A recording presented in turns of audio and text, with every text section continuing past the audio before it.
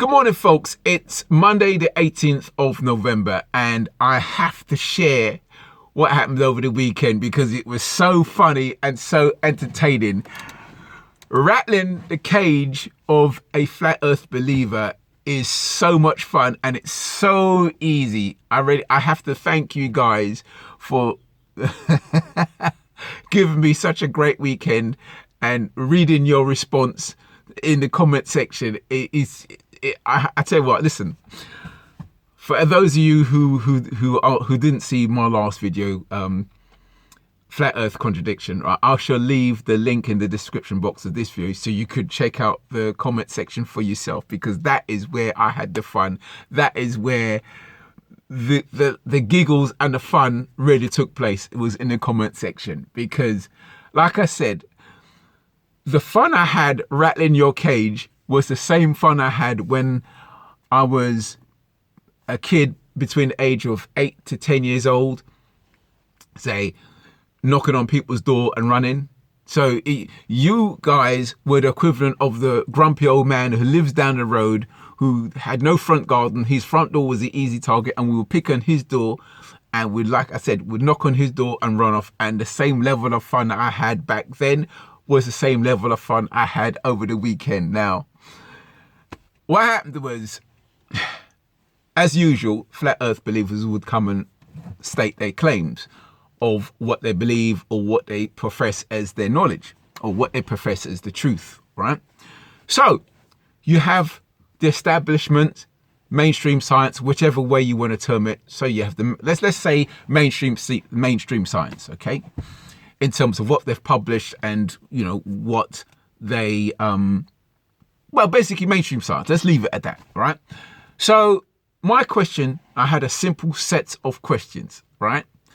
The questions, they weren't rude, they weren't unreasonable, you know, they weren't gotcha questions. They were simple, rational set of questions, which was, okay, whenever a flat earth believer would make a claim, I would say, okay, why should I take notice of what you've just stated? Why should I place more value in what you have said over the findings of mainstream science? What places you and your statements above that of mainstream science? That was one of the questions. The next question would be, okay, well, which institutes have you approached informing them that you are right and they are wrong? Next question would be, well, do you have a Nobel Prize or a peer-reviewed scientific paper for, say, some groundbreaking new revelation or discovery that you have made, such as maybe, I don't know, maybe you launched a rocket or satellite showing footage of the Earth from thousands of miles away, showing a flat Earth, for example. You know, do you have a Nobel Prize for some kind of discovery like that the world is talking about? And most importantly, you know, can you supply the source of your information so we all can have access to it and check it out and cross-reference it and validate it? Nothing wrong with that set of questions. Boy, you ought to see the response I had to that. It was like trying to pull out teeth with a pair of tweezers. It really was. I got accusations thrown at me.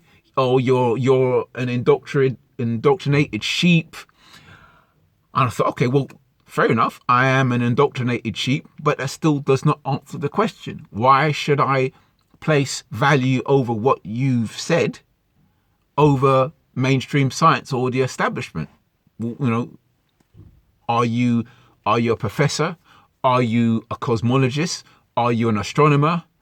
Are you an astrophysicist? Are you a commercial airline pilot? Are you a sailor? You know, tell me, give me something of reference that I can say, well, I can trust this guy or woman's word over mainstream science. I got reference to how the police mistreats the poor people. Well, you see you check it out for yourself, the tangents, reference about the ruling classes.